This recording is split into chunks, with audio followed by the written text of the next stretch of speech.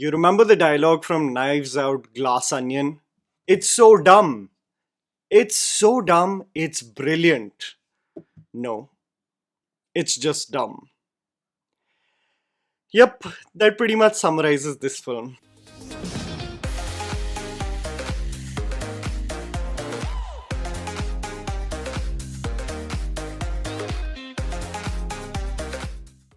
When there is a Bollywood clash, there is bound to be Kalesh, and Ajay Devgn is no stranger to the drama as we previously discussed in our video regarding Bollywood movie clashes. While the conflict would get rather dirty in other instances where there would be name calling, political unrest, protests, and dirty PR tactics, here we have production companies copyright striking the rival movies as they own the original rights to the music, so much so that the makers have to improvise, create an alternative background score, and absolutely let go of a score that actually is associated with the character for over 10 years. Singham again is the third installment of the Singham franchise and the fifth film in the Rohit Shetty cop universe that is desperate to add as many Bollywood actors as they possibly can in its narrative. I feel like this is one of the main reasons for the hype of the film, at least initially.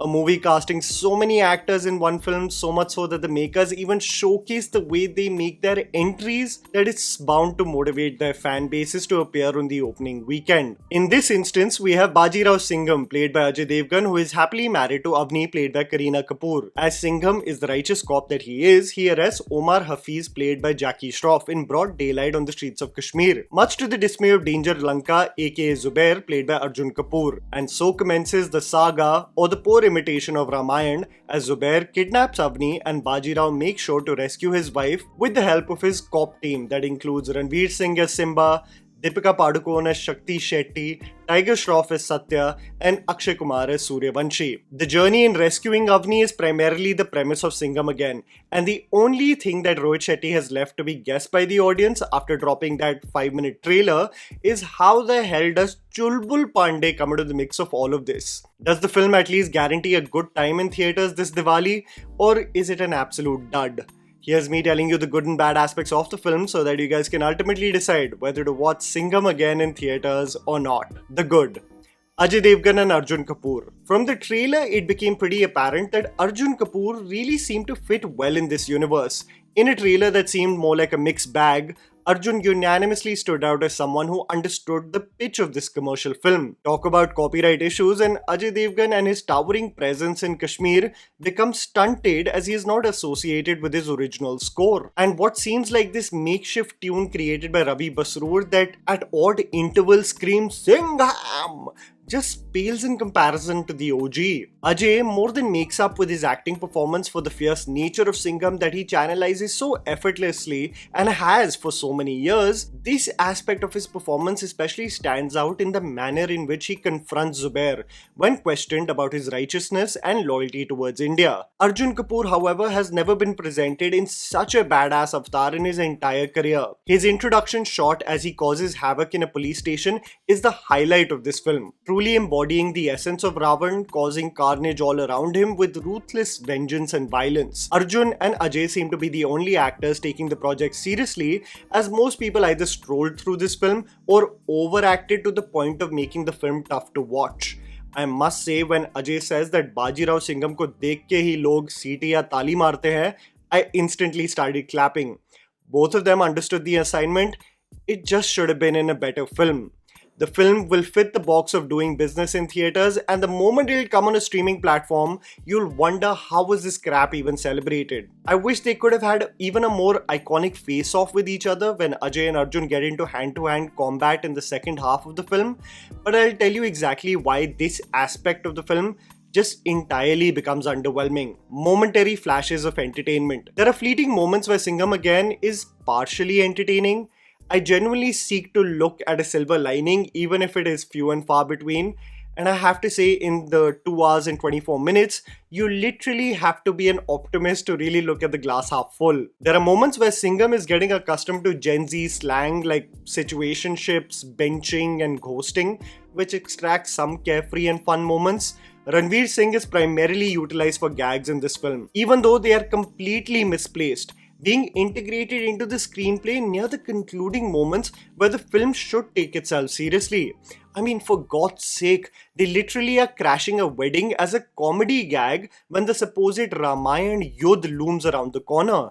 But Ranveer has some moments where his comedy lands, but honestly, I have not seen him ham so much in his entire career. The only highlight probably being when he literally addresses the public in Marathi. Akshay adds some moments of levity and laughter as his character confuses everyone's names, but that's about it. Of all the choppy and terribly edited action set pieces, there is only one that I found to be choreographed well, which includes Tiger Shroff protecting his Kalari ashram.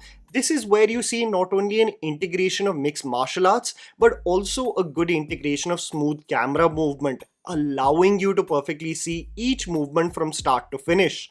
The rest of it, though, is such an utter mess, and let me tell you exactly why. The underwhelming aspects.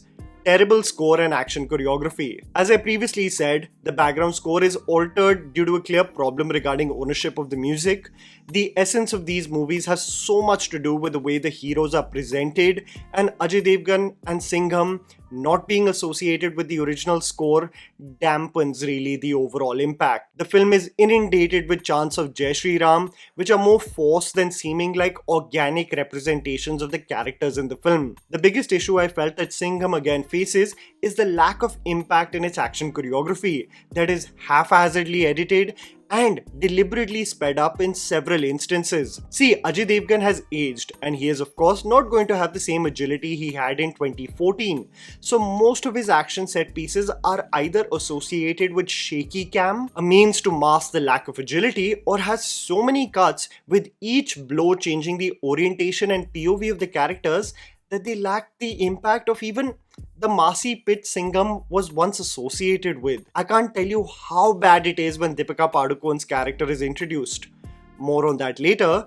The major chunk of the action is actually carried out in this dock in Sri Lanka, something you may have seen glimpses of in the trailer, and it is one over-the-top sequence after the other. Either Ranveer is swinging in the air or cars are tapoing over helicopters in one sequence that is so badly edited. Akshay Kumar is literally drifting Tony Hawk style over a container, only for it to randomly cut as a money shot with an explosion behind him. The film is packed with one mid-action set piece after the other, and that is terrible for a film that is essentially a mass commercial action film. Cringe and unintentionally funny. While Arjun Kapoor and Ajay Devgn understood the assignment and Ranveer and Akshay fit the bill with their cameos, Ranveer being slightly too hammy for my own liking. I mean, he executed such a balance between dramatic and grounded in Simba. Here he just has no anchor and just runs wild to the point where his gags become jarring. But. I can't tell you how much Deepika Padukone and Tiger Shroff stick out like a sore thumb in this film. Deepika has done the massively over-the-top pitch in a film like Chennai Express, but both her presentation, her dialogue delivery and her action set pieces are such a sore to the eye. I couldn't wait until the sequences were over. There is a point where the slow motion shots are so badly choreographed that the villains are actually running in the same spot rather than moving, just so that they can capture a money shot. When some emotional depth is asked of Deepika, she does well in a heartfelt scene with Ajay, but holistically, Shakti Shetty provides no real spice into the mix, especially with that flat dialogue delivery. Tiger, while excelling in the action, has such an unintentionally funny introduction that you really start to wonder, ye kahan se aaya hai? The man gets shot in this introduction action set piece and he's like, yeah, don't worry about me. He randomly appears from the bushes and I couldn't stop laughing at the randomness. They couldn't find a better way to introduce him. He play acts with Akshay in the climax for some banter, but he can't match Akshay even at the slightest. Both these characters, Tiger and Deepika, extract several unintentionally funny moments. I mean, Daya Darwaza Tod is also so weak in this film. I thought at least this you could have aced from a staging and editing POV, but no. Haphazard integration of Ramayana.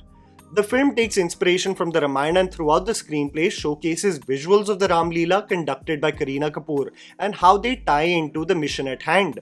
While this works in some cases, its depiction is rather all over the place.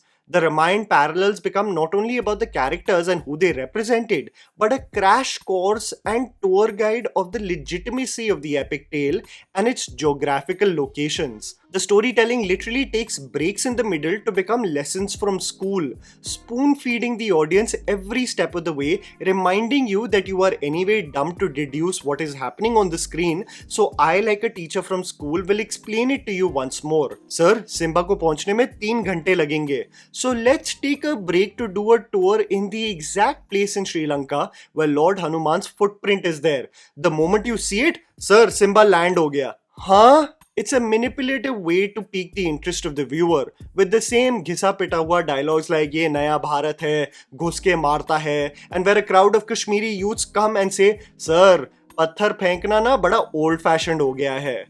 If they spent more time in making just a compelling film, they wouldn't need such tactics. Eventually, the film does not care about my opinion or even a critique of its presentation.